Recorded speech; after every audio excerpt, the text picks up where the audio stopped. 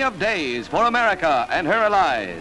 Crowds before the White House await the announcement from the President that the Japs have surrendered unconditionally.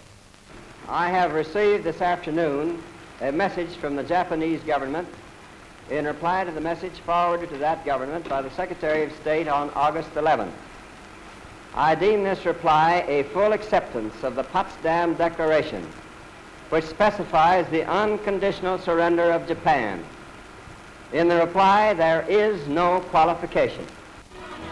Reporters rush out to relay the news to an anxious world and touch off celebrations throughout the country. Washington is jubilant, and in Chicago, more than 1 million sing and dance in the streets in the biggest celebration the Windy City has ever seen. Joy is unconfined.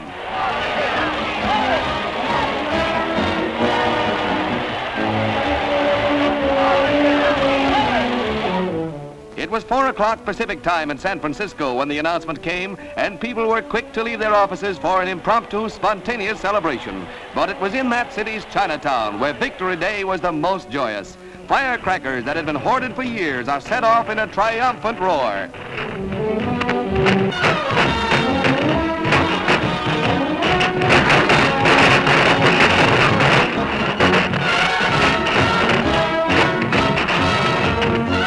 Seattle let loose all the pent-up emotions of 3 years and 8 months of war, and to the victors, the spoils.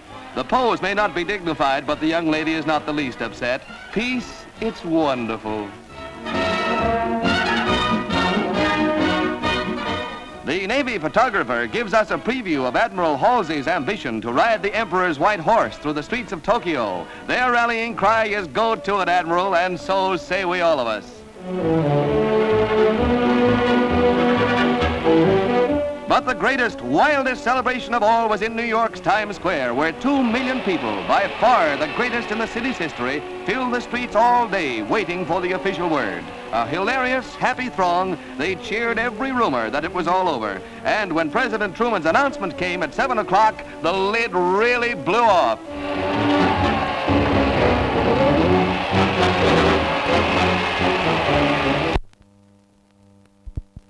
In